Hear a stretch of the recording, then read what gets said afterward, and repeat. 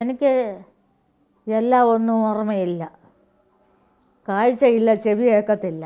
ഒരുപാട് പറയാൻ 10 ദിവസം ഇരുന്ന് പറഞ്ഞാലും തീരത്തില്ല കുഞ്ഞേ. എന്തിനാ ഒരുപാട് സംസാരിക്കുന്നത്? ഒരുപാട് പറയേണ്ട കാര്യം എന്താ? കാര്യമായിട്ട് സാറ് രാമു കാര്യമായിട്ടെന്ന് പറയുന്ന അദ്ദേഹം എന്നെ സിനിമയിൽ കൊണ്ടുപോയത്. അതും മദ്രാസിലാണ്. അതൊക്കെ എന്ന് പറയുന്ന അന്ത് പോകാൻ പേടിയാ. മദ്രാസിലൊക്കെ സിനിമയിൽ പോകാമെന്ന് പറഞ്ഞാൽ പേടിച്ചാ പോയത്. പിന്നെ നമ്മുടെ ജീവിത പ്രശ്നം കൊണ്ട് പോയി. 100 രൂപ കിട്ടിയാൽ അത്രയാട്ട്, 50 രൂപ കിട്ടിയാൽ അത്രയാട്ട്. എന്നെ സംബന്ധിക്കുന്ന ജീവിത പ്രശ്നം കൊണ്ടാണ് ഞാൻ പോയത്. പോയി പിന്നെ എല്ലാവരുടെയും കൂടെ അഭിനയിക്കാനും ദൈവം തമ്പുരാൻ ഇട തന്നു. ഷീലയുടെ കൂടെ ആയാലും, സത്യൻ സാറിൻ്റെ കൂടെ ആയാലും, നസീർ സാറിൻ്റെ കൂടെ ആയാലും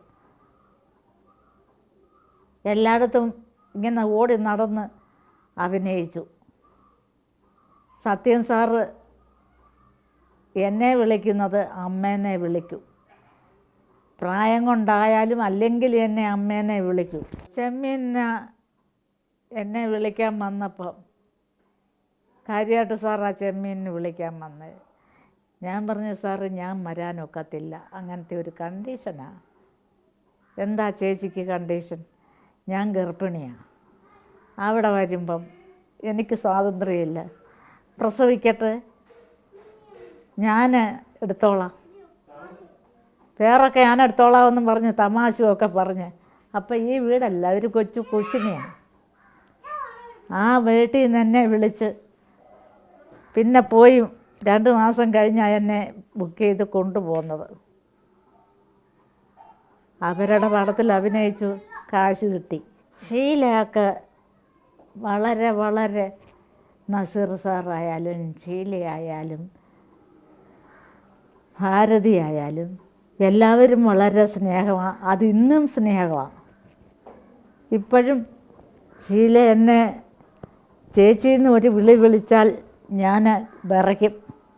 എനിക്ക് അത്ര ബഹുമാനവും പേടിയും ഒക്കെ ഉള്ള ഒരു കുട്ടിയാണ്. ഈ ഒരു വീട് വെക്കാൻ ആരുടെയൊക്കെയോ കാല് പിടിച്ച് കണ്ണുനീര് ഒഴിച്ച് തന്നെത്താൻ തലയിൽ വെച്ച് മണ്ണും കല്ലും ഒക്കെ ചിമ്മി ഇവിടെ കൊണ്ടുവന്ന് ഉണ്ടാക്കിയതാണ്. കാരണം അത്ര കഷ്ടപ്പെട്ടിട്ട് പാസിച്ചേട്ടനോട് മാത്രം ഞാൻ പറഞ്ഞു, എനിക്ക് ഇച്ചിരി പൈസ തരണേ, ഞാൻ തരാം. അങ്ങേരെ പിന്നെ കണ്ടിട്ടില്ല. എനിക്കൊരു നേരത്തേക്ക് മരുന്നിന് 110 രൂപ വേണം. അതും ഇവിടെ ഇല്ല മരുന്ന്. തിരുവല്ല പോകണം, തിരുവല്ലയിൽ കിട്ടത്തില്ല. ഒന്നിലധികം പേര് തിരുവല്ലയിൽ ചെല്ലുമ്പോൾ കിട്ടത്തില്ല. പിന്നെ എറണാകുളത്ത് ആശുപത്രി തന്നെ പോകണം. എന്നെ എറണാകുളത്താണ് ഈ പത്തനംതിട്ട കളക്ടർ മഹാന്തര ഞാൻ എറണാകുളത്ത് പോയത്. എല്ലാം പറയാനൊന്നും ഓർമ്മയില്ല. ഒരുപാട് കഷ്ടപ്പെട്ടു, ഒരുപാട് ബുദ്ധിമുട്ടി, ഒരുപാട് പട്ടിണി കിടന്നു. കിടക്കാതെ നിവൃത്തിയില്ലല്ലോ. ഞങ്ങൾ 2 പേരും പിടിച്ചു നിന്നു ഇത്രയും കാലമൊക്കെ. എനിക്ക് അങ്ങനെ നടന്ന് കരയാനും പറയാനും ചോദിക്കാനും ഒന്നും ആളില്ല. എനിക്ക് ഞാനേ ഉള്ളൂ. 10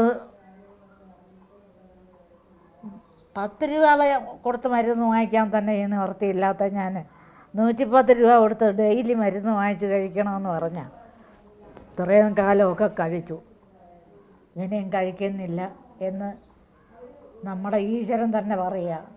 എല്ലാം ഈശ്വരൻ തരുമ്പോൾ കിട്ടുമെന്നാണ് വിചാരിക്കുന്നത്. ഈശ്വരൻ തരട്ടെ. എല്ലാം ഈശ്വരനാണല്ലോ നമ്മളെ സൃഷ്ടിച്ചതും നമ്മളെ അങ്ങോട്ട് വിളിക്കുന്നതുമെല്ലാം. അതുവരെ ഇങ്ങനെയൊക്കെ അങ്ങ് കഴിഞ്ഞു പോകാം. ചാൻസ് കിട്ടിയാലേ അഭിനയിക്കുമോന്ന്. ആരാ? ഞാനോ? നിശ്ചയമായിട്ടും. പിന്നെ തൊഴിലെന്തുവാ? നമ്മുടെ തൊഴിലെന്തുവാ?